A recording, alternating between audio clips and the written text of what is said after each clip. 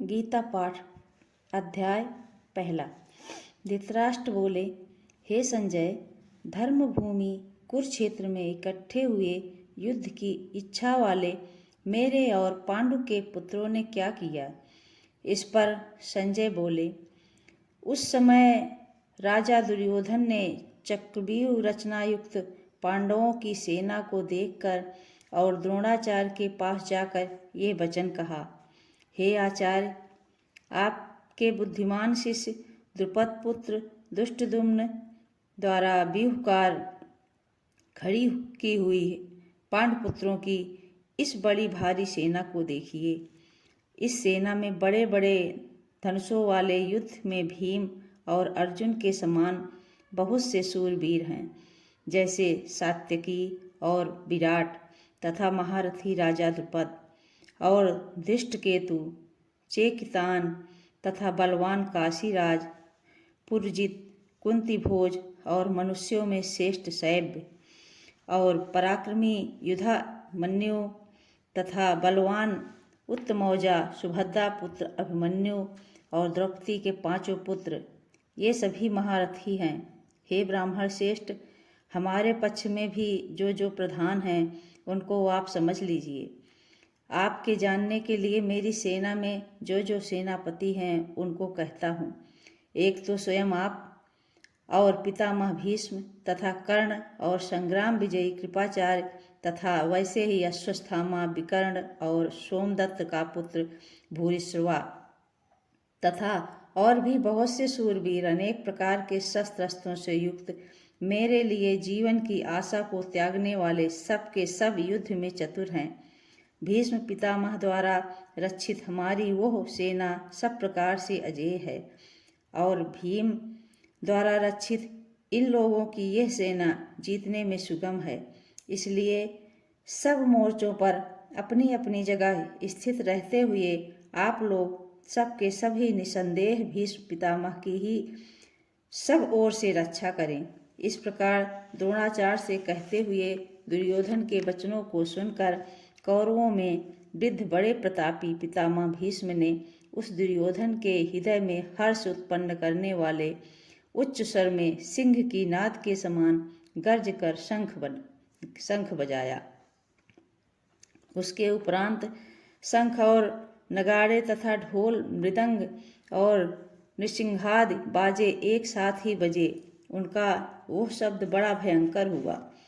उसके अनंतर सफेद घोड़ों से युक्त उत्तम रथ में बैठे हुए श्री कृष्ण महाराज और अर्जुन ने भी अलौकिक शंख बजाए।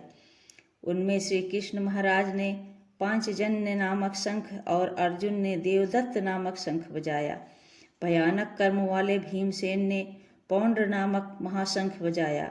कुंती पुत्र राजा युधिष्ठिर ने अनंत विजय नामक शंख बजाया और नकुल तथा सहदेव ने सुघोष और मणिपुष्पक नाम वाले शंख बजाए। श्रेष्ठ धनुष वाले काशीराज और महारथी शिखंडी तथा दुष्टद्युम्न तथा राजा विराट और अजय सात्यकी तथा राजा द्रुपद और द्रौपदी के 5 पुत्र और बड़ी भुजा वाले सुभद्रा पुत्र अभिमन्यु, इन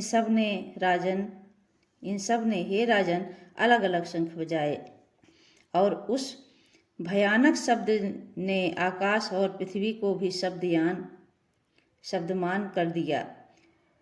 कहते हुए धृतराष्ट्र पुत्रों के हृदय विदीर्ण कर दिए।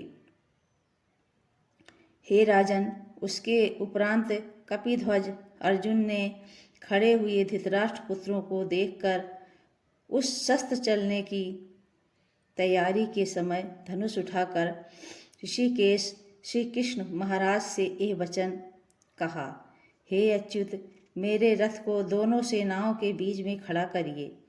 जब तक मैं इस स्थिति में हुए युद्ध की कामना वालों को अच्छी प्रकार देख लूं कि इस युद्ध रूप व्यापार में मुझे किन किन के साथ युद्ध करना योग्य है। दुर्बुद्धि दुर्योधन का युद्ध में कल्याण चाहने वाले जो ये राजा लोग इस सेना में आए हैं, उन युद्ध करने वालों को मैं देखूंगा। संजय बोले, हे धृतराष्ट्र, अर्जुन द्वारा इस प्रकार कहे हुए महाराज श्री कृष्णचंद्र ने दोनों सेनाओं के बीच में भीष्म और द्रोणाचार्य के सामने और संपूर्ण राजाओं के सामने उत्तम रथ को खड़ा करके ऐसे कहा, हे पार्थ, इन इकट्ठे हुए कौरवों को देख। उसके उपरांत पृथापुत्र अर्जुन ने उन दोनों ही सेनाओं में स्थित हुए पिता के भाइयों को, पितामहों को, आचार्यों को, मामों को, भाइयों को, पुत्रों को, पौत्रों को तथा मित्रों को, ससुरों को और सुहृदयों को देखा। इस प्रकार उन खड़े हुए संपूर्ण बंधुओं को देखकर वे अत्यंत करुणा से युक्त हुए और कुंती पुत्र अर्जुन शोक करते हुए यह बोले, हे कृष्ण, इस युद्ध की इच्छा वाले खड़े हुए स्वजन समुदाय को देखकर मेरे अंग शिथिल हुए जाते हैं और मुख भी सूखा जाता है और मेरे शरीर में कंप तथा रोमांच होता है तथा हाथ से गांडीव धनुष गिरता है और त्वचा भी बहुत जलती हुई है तथा मेरा मन भ्रमित सा हो रहा है, इसलिए मैं खड़ा रहने में भी समर्थ नहीं हूँ। हे केशव, लक्षणों को भी विपरीत ही देखता हूँ तथा युद्ध में अपने कुल को मारकर कल्याण भी नहीं देखता। हे कृष्ण, मैं विजय नहीं चाहता और राज्य तथा सुखों को भी नहीं चाहता। हे गोविंद, हमें राज्य से क्या प्रयोजन अथवा भोगों से और जीवन से भी क्या प्रयोजन है, क्योंकि हमें जिनके लिए राज्य भोग सुखादित इच्छित हैं वे ही यह सब धन और जीवन की आशा को त्याग कर युद्ध में खड़े हैं, जो कि गुरुजन, ताऊ, चाचे, लड़के और वैसे ही दादा, मामा, ससुर, पोते, साले और भी संबंधी लोग हैं। इसलिए हे मधुसूदन, मुझे मारने पर भी अथवा 3 लोगों के राज्य के लिए भी मैं इन सबको मारना नहीं चाहता, फिर पृथ्वी के लिए तो कहना ही क्या। हे जनार्दन, धृतराष्ट्र के पुत्रों को मारकर भी हमें क्या प्रसन्नता होगी।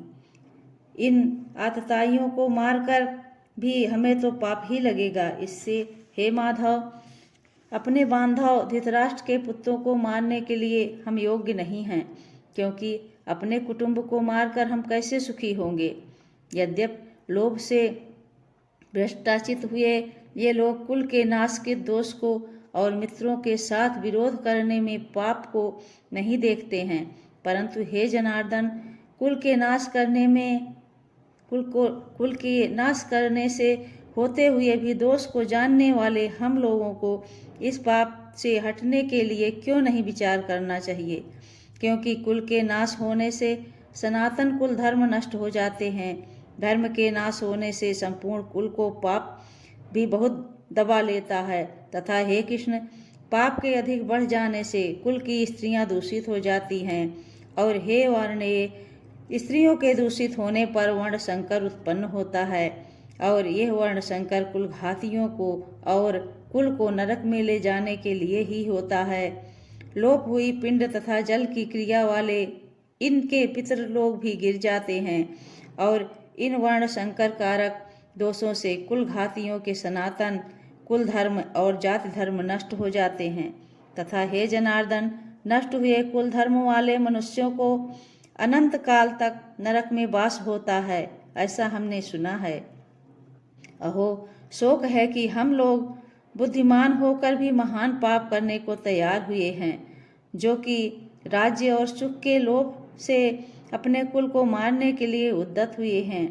यदि मुझ शस्त्र रहित न सामना करने वाले को शस्त्रधारी धृतराष्ट्र के पुत्र रण में ही मारे तो वह मारना भी मेरे लिए अति कल्याणकारक होगा। संजय बोले, रणभूमि में शोक से उद्विग्न मन वाले अर्जुन इस प्रकार कहकर बाण सहित धनुष को त्याग कर रथ के पिछले भाग में बैठ गए।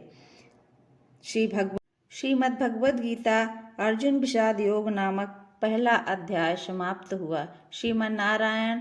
राधे राधे। हरे कृष्णा।